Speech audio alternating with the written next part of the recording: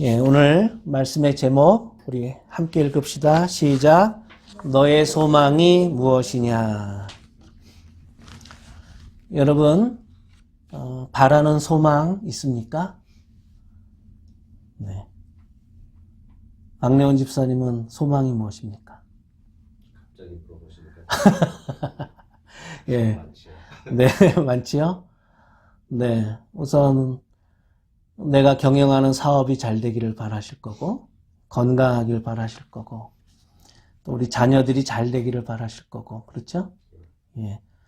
그런데 우리가 바라는 이러한 소망이 단지 이러한 것이라면 세상 사람들과 크게 다를 것이 없을 겁니다. 그렇죠? 그래서 하나님은 우리에게 네가 진짜 바라는 소망이 무엇이냐? 우리의 바라는 소원을 하나님의 입장에서 한번 점검하라는 것입니다. 우리는 모두 꿈이 있어서 더 나은 삶을 바라고 미국에 왔습니다. 하지만 미국의 이 3억 5천 명 가운데 가만히 보면 자신의 꿈을 성취하고 행복하게 살아가는 사람도 있지만 꿈을 가지고 온 이 미국 땅에서 꿈을 이루지 못하고 슬픔이나 좌절감을 안고 살아가는 사람도 굉장히 많은 것을 우리는 알 수 있습니다. 특별히 이 3년 전에 시작된 이 코비드 이 팬데믹으로 인해서 대단히 많은 회사들이 부도 위기에 몰린 것이 사실입니다.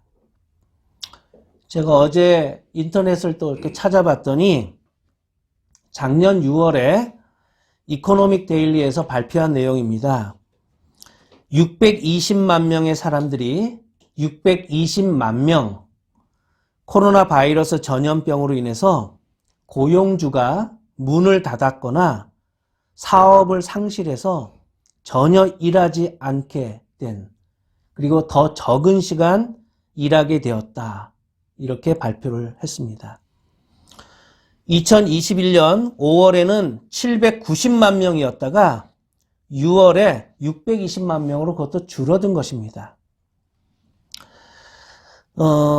이 어려운 과정을 이 코로나 팬데믹, 이 부도 위기를 잘 견뎌내는 사람은 그야말로 성공한 사람들이라고 말할 수 있습니다. 하지만 우리가 알다시피 지금 정치도 어렵고 경제도 어렵고 교회도 어렵습니다. 그래서 많은 사회학자들이 이제 앞으로 5년 이내에 문 닫을 교회, 문 닫을 비즈니스가 어마어마하게 쏟아져 나올 것이라는 것이 대부분의 학자들의 공통된 견해입니다. 하지만 이상하게 이런 어려운 시기에도 성장하는 회사들이 있어요. 잘 되는 가게들은 있습니다. 역경을 이겨내고 승리하는 사람들도 있습니다. 역경을 이겨내는 사람들, 그리고 승리하는 사람들에게는 그 나름대로의 비결이 있습니다. 여러분은 지금까지 살면서 가장 힘들었던 시기가 언제였습니까? 중병에 걸렸을 땐가요? 아니면 배우자가 사망했을 땐가요? 그리고 그렇게 어려웠던 시기를 돌아보면 어떻게 극복하셨습니까? 예수님은 어땠을까요? 예수님은 이런 말씀을 하신 적이 있습니다. 보여주시겠어요? 아버지께서 죽은 사람들을 일으켜 살리시니 아들도 자기가 원하는 사람들을 살린다. 대단히 의미심장한 말씀을 하셨어요. 하나님께서 죽은 사람들을 살리신다니 왜 살리실까요? 그리고 하나님은 어떤 사람을 살리실까요? 살리시는 이유는 영원한 생명을 주기 위해서 살리시는 것입니다.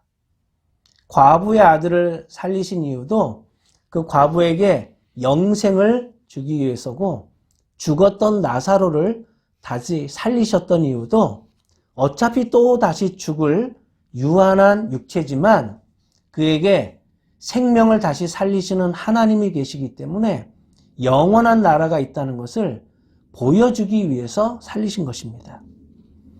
또 어떤 사람을 살리는가? 예수님을 믿는 사람을 살립니다. 마음이 착한 사람을 살리는 게 아니라 예수님을 나의 주님이라고 믿는 사람을 살립니다. 요한복음 5장 24절 내가 진정으로 진정으로 너에게 말한다.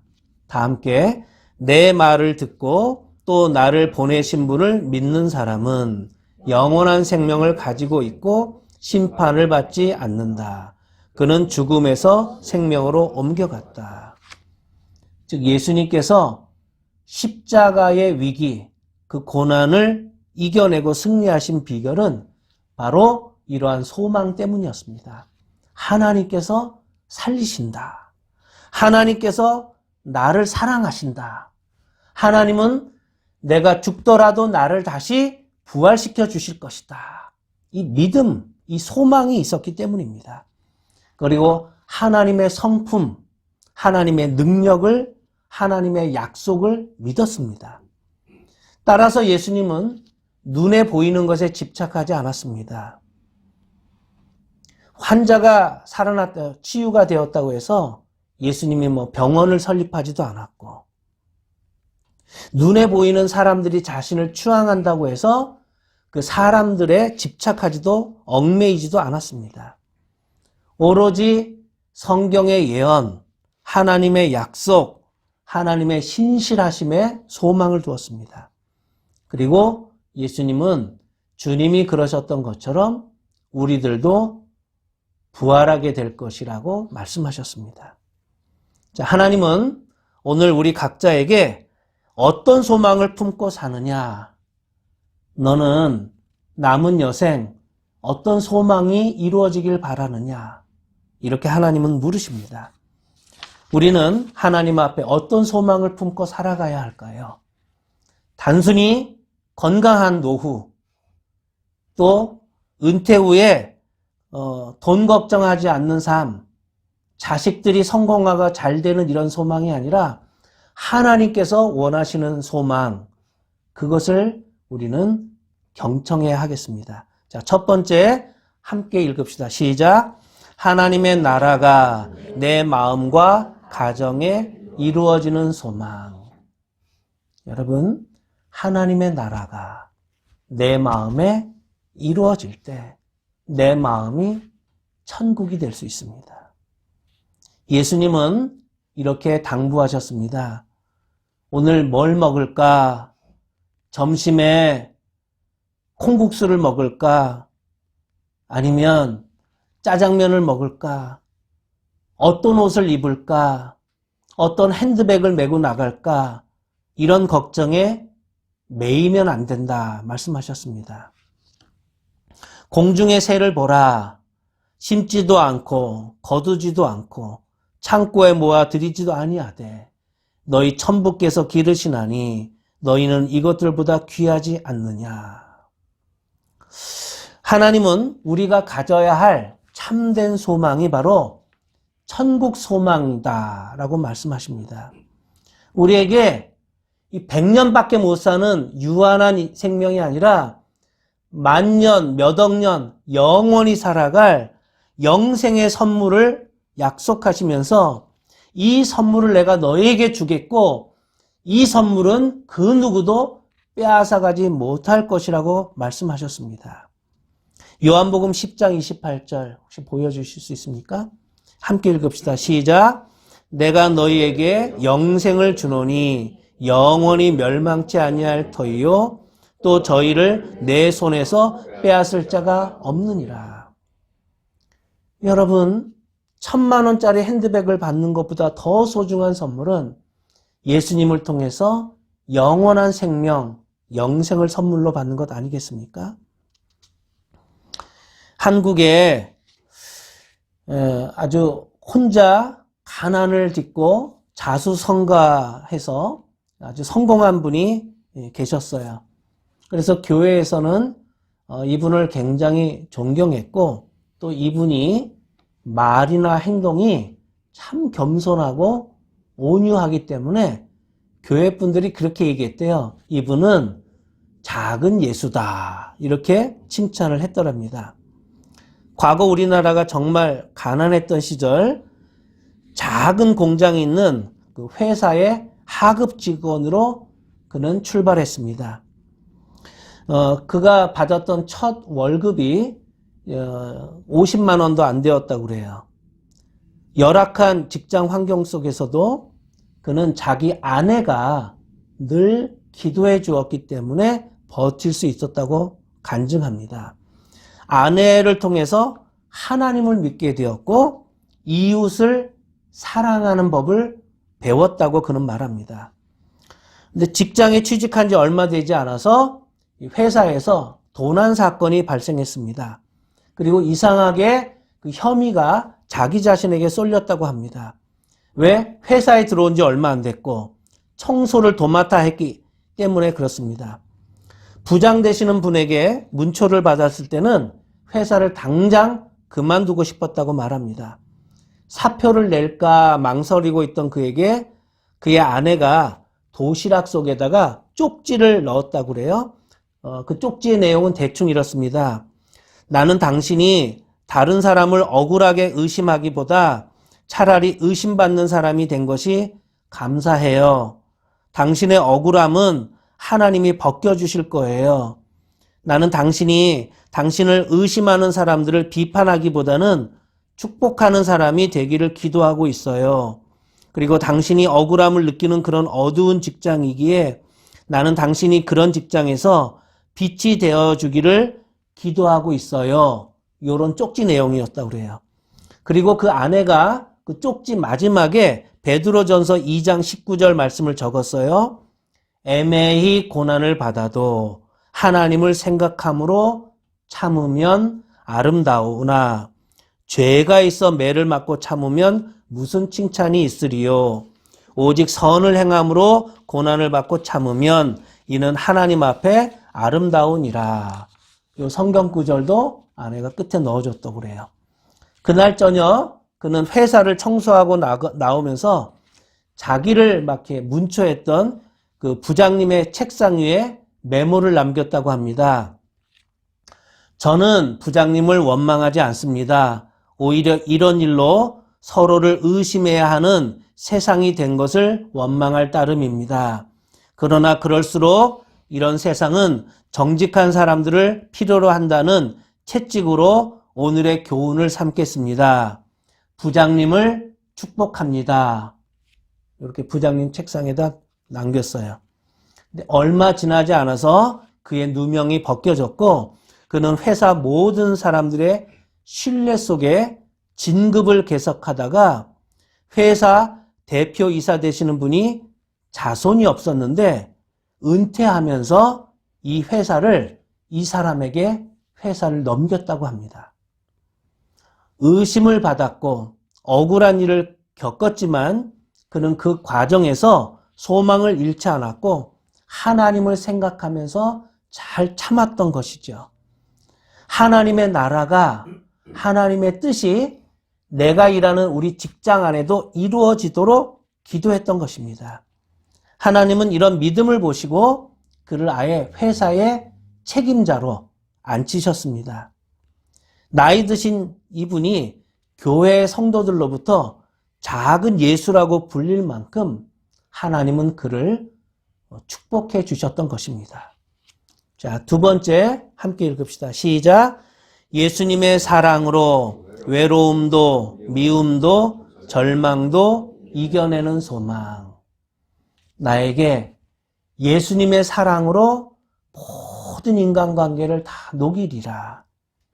미워하는 마음도 외로워하는 마음도 낙심하는 마음도 예수님의 사랑으로 이겨내리라. 우리 마음에 이러한 소망이 넘쳐야 된다는 것입니다. 세상에 살았던 인물들 가운데 예수님이 아마 가장 외롭고 고독하지 않았을까? 저는 이런 생각을 가끔 합니다. 왜냐하면 예수님의 친동생들도 이 형님인 예수님을 이해하지 못했고 예수님의 제자들조차도 예수님이 걸어가는 그 고난의 길을 이해해 주지 못했기 때문입니다. 예수님은 태어날 때부터 적이 많았어요. 헤롯 왕이 이 아기 예수를 찾아서 죽이려고 했기 때문입니다. 여러분, 나를 죽이려고 왕이 군사들을 동원해서 찾아 헤맨다. 누군가로부터 미움을 받는다. 얼마나 외롭고 힘들겠습니까? 요셉과 마리아는 할 수 없이 이집트로 도망해서 헤롯이 죽을 때까지 거기 살았습니다. 사랑했던 제자들이 모두 생명의 위협을 느끼자 예수님을 버리고 도망쳤습니다. 가룟 유다는 예수님을 팔아 넘기기도 했지요. 하지만 예수님은 그 누구도 원망하거나 미워하지 않았습니다. 예수님께서 이렇게 적대적인 사람들, 그 인간관계에서조차 미워하지 않고 사랑하실 수 있었던 비결이 무엇일까요? 능력이 없어서 당한 게 아니었습니다. 예수님은 외로움도 이기고 미워하는 감정도 이기고 절망적인 상황도 이겨내셨는데 그 비결이 무엇일까? 참 우리는 꼭 이것을 배우고 싶습니다. 예수님의 리더십은 사람을 잘 다루거나 군중 심리를 잘 알기 때문에 나온 것이 아니었습니다. 예수님의 사랑, 예수님의 리더십은 오로지 하나님 아버지와의 관계에서 흘러나왔습니다. 예수님은 언제나 하나님 아버지와 친밀한 교제를 이루셨습니다. 어느 날 예수님이 제자들에게 이러한 진심을 이야기하셨습니다. 내가 진실로 진실로 너희에게 이르노니 아들이 아버지의 하시는 일을 보지 않고는 아무것도 스스로 할 수 없나니 아버지께서 행하시는 그것을 아들도 그와 같이 행하느니라.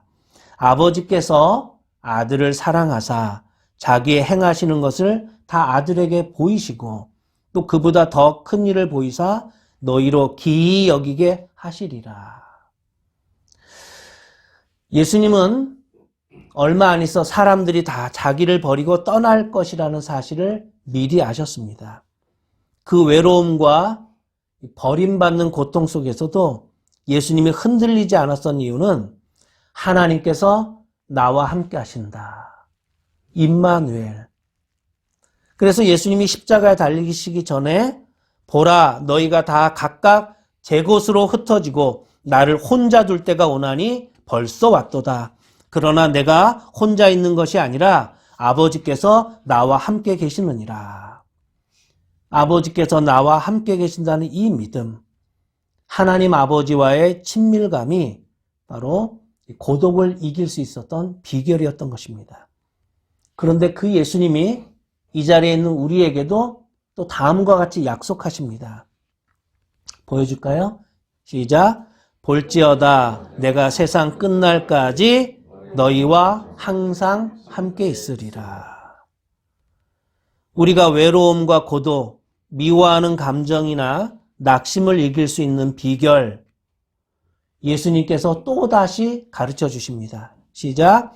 아버지께서 나를 사랑하신 것 같이 나도 너희를 사랑하였으니 나의 사랑 안에 거하라. 끝으로 세 번째 소망입니다. 함께 읽읍시다. 시작. 유한한 삶 속에서 영원한 삶을 바라는 소망. 하나님은 영원한 분입니다. 하나님은 시간을 만드시고 우주를 만드신 분입니다. 영원하신 하나님께서 우리를 사랑하시는 그 사랑도 영원합니다. 하나님이 세우신 계획은 영원한 계획입니다. 봄에 피었다가 여름에 뜨거워져서 가을에 시들어지고 겨울에 차갑게 식어지는 그런 사랑이 아닙니다. 예레미야 31장 3절 제가 너무나도 사랑하는 하나님의 말씀입니다. 우리 다 함께 큰 목소리로 읽읍시다. 시작. 나는 영원한 사랑으로 너를 사랑하였고 한결같은 사랑을 너에게 베푼다. 한 번 더 읽읍시다. 시작. 나는 영원한 사랑으로 너를 사랑하였고 한결같은 사랑을 너에게 베푼다. 여러분, 부부의 사랑도 뜨거워졌다 식어졌다 하는데 하나님의 사랑은 식어지지도 않고 변하지도 않는다는 것입니다. 이러한 하나님의 사랑을 받고 살아가는 우리가 어떤 소망을 가지고 살아야 할까요? 오늘 본문이 그 대답을 해줍니다. 함께 읽읍시다. 19절 시작. 만일 그리스도 안에서 우리의 바라는 것이 이 생뿐이면 더욱 불쌍한 자리라. 또 한번 22절 또 읽읍시다. 시작. 모든 사람이 죽은 것 같이 그리스도 안에서 모든 사람이 살아나게 될 것입니다. 영국의 목공소에서 일하던 청년이 전도를 받고 예수님을 영접했다고 그래요. 근데 그는 예수님이 내 마음에 계시니까 삶이 뭔가 의욕이 넘치고 밝아지고 소망이 넘치고 그래서 열심히 일하게 되었다고 합니다. 그렇게 약 10년이 지나자 드디어 가구 제조업을 경영하는 조그만한 가게 사장님이 될 수 있었습니다. 돈도 명예도 갖게 되었습니다. 어느 날 그가 자기 공장 뒤편 언덕에 올라 산책을 했다고 그래요. 널찍한 바위를 발견하고 걸터 앉아서 아름다운 마을의 전경을 내려다보게 되었습니다. 그는 가슴에서 밀려오는 행복감을 느꼈습니다. 내가 이런 작은 행복을 누리고 있음은 자기가 걸터 앉은 바위가 자신을 편안히 받쳐주고 있다고 그런 생각이 들었다고 합니다. 그리고 그 순간 그에게 자신의 인생을 떠받쳐주는 이 바위와 같은 존재가 바로 예수님이구나 이런 생각을 하게 되었다고 그래요.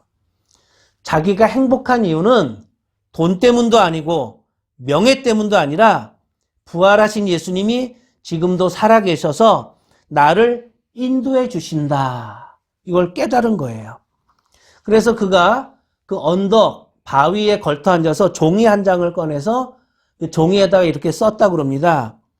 이 몸의 소망 무엔가 우리 주 예수뿐일세.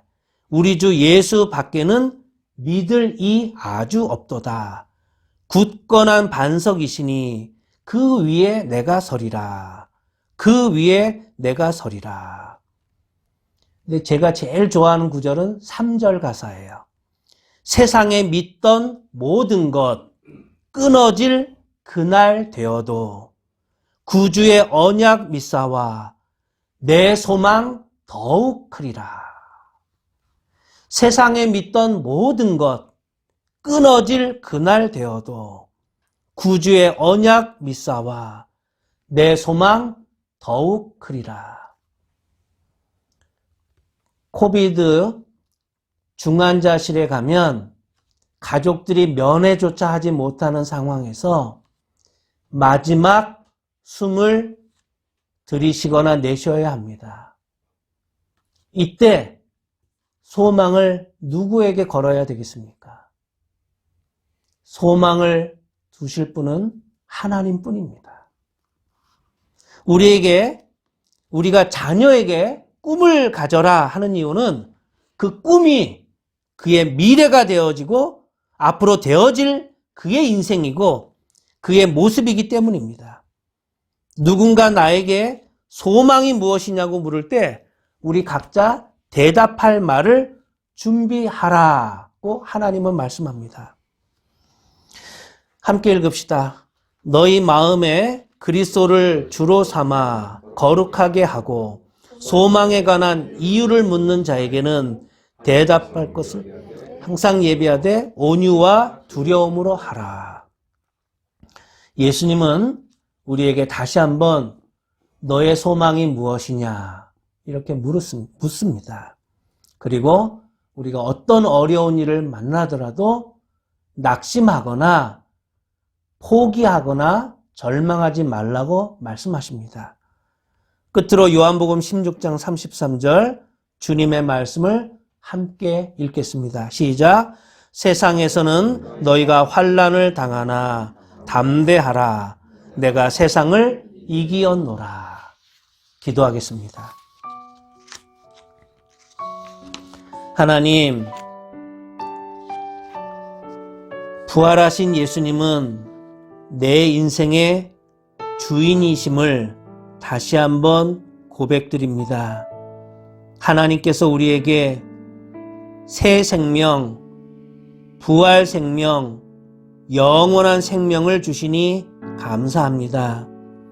이제 우리가 바라는 소망이 단지 이 세상에서 잘 먹고 자식들 잘 사는 것에 그치는 것이 아니라 영원한 하나님 나라에 가서 영원토록 즐겁게 살아갈 소망을 갖게 해주시니 고맙습니다.